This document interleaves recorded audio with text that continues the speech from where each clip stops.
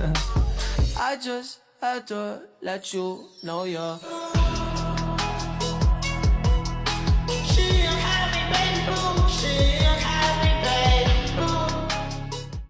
Assalamualaikum warahmatullahi wabarakatuh.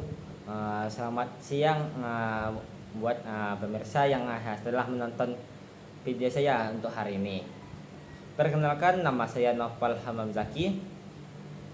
Saya mahasiswa dari UIN Suska Riau, dari Prodi Bimbingan Konseling Pendidikan Islam.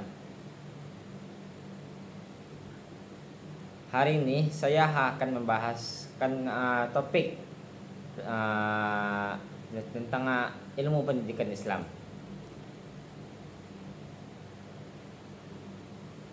Kita akan menyelami sebuah tema yang sangat mendasar namun strategis dalam menentukan arah masa depan umat, yaitu komponen pendidikan Islam. Pendidikan Islam seringkali disalahpahami secara parsial, hanya dianggap sebagai aktivitas mengaji atau transfernya dogmatika agama di ruang kelas.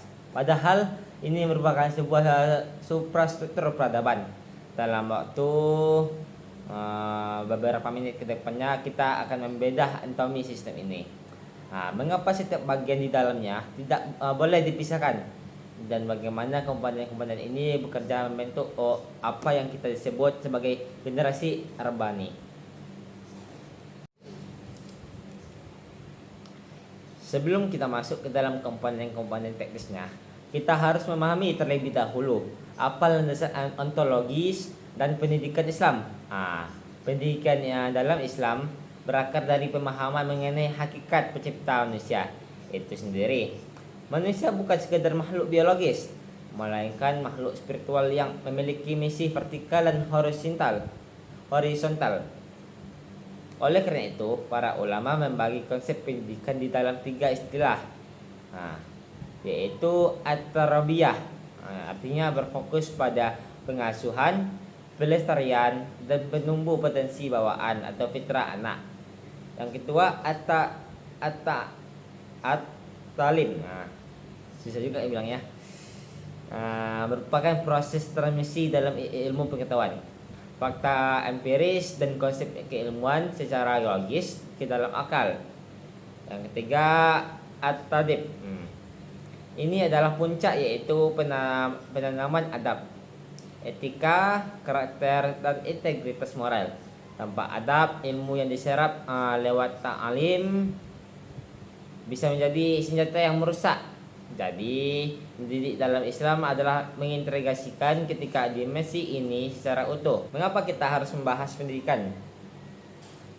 Dari sudut pandang komponen, karena pendidikan Islam adalah sebuah sistem organik, layaknya tumbuh manusia atau sebuah mesin. Performa dari keseluruhan sistem sangat bergantung pada kesehatan masing-masing dan keharmonisan integrasi di antara mereka. Ada 2 hukum utama dalam sistem ini. Pertama itu interdependensi mutlak. Komponen yang satu ini merupakan persyarat bagi komponen yang lain. Kita tidak bisa mengharapkan hasil yang baik jika salah satu bagian mengalami disfungsi. Selanjutnya yang kedua itu keselarasan visi. Kurikulum metode mengajar dan lingkungan yang kita bangun wajib merujuk secara kaku dan tegak lurus pada pencapaian. Tujuan utama kegagalan menyelaraskan komponen-komponen inilah yang sering membuat institusi pendidikan Islam kehilangan taring di era modern ini. Selanjutnya kita akan membahas inti dari pembahasan ini, yaitu komponen-komponen dalam pendidikan Islam. Ada 6 pilar ya. Yang pertama itu kita bahas pertama kali itu komponen pertama itu tujuan. Dalam Islam, target akhirnya adalah membentuk insan kamil,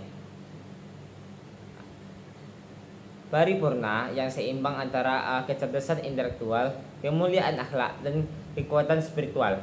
Kita ingin mencetak individu yang bermanfaat bagi sesama khalifah dan sekaligus hamba yang taat. Selanjutnya adalah kurikulum. Peta pendidikan yang kita bersumber dari Al-Quran dan hadis. Uniknya kurikulum ini tidak memisahkan antara ilmu agama dan ilmu umum.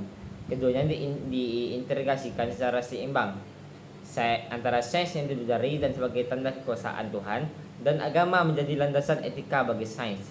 Yang ketiga, pilar ketiga yaitu pendidik atau murabbi. Di sini guru tidak hanya mengajar tapi mendidik. Perannya adalah sebagai uswatul hasanah atau teladan. Integritas spiritual seseorang guru adalah di dalam Islam sama pentingnya dengan kompetensi akademiknya, karena ia adalah cerminan bagi muridnya. Jadi kita sebagai guru tidak hanya mengajar ilmu tetapi mengajar akhlak.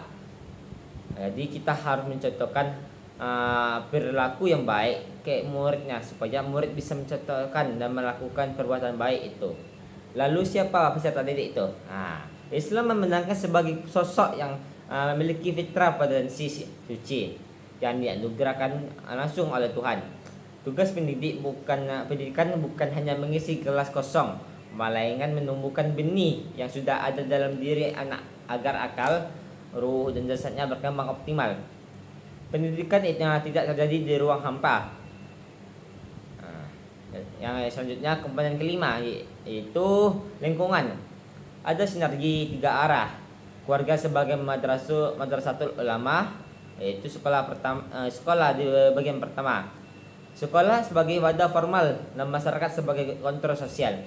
Tanpa lingkungan yang islami, potensi anak sulit berkembang maksimal.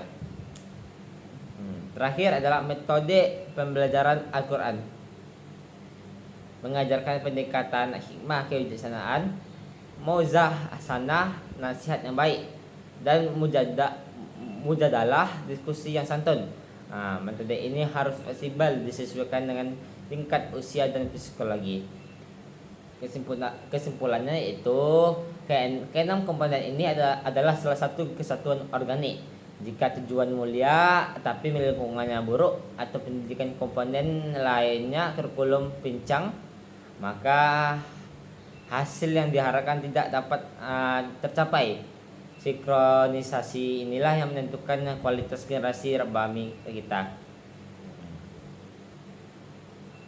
Mari kita bangun sistem pendidikan yang tidak hanya mencetak ahli, tapi mencetak manusia yang beradab. Terima kasih telah mendengarkan presentasi saya. Mohon maaf jika ada kesalahan. Saya akhiri. Wassalamualaikum warahmatullahi wabarakatuh.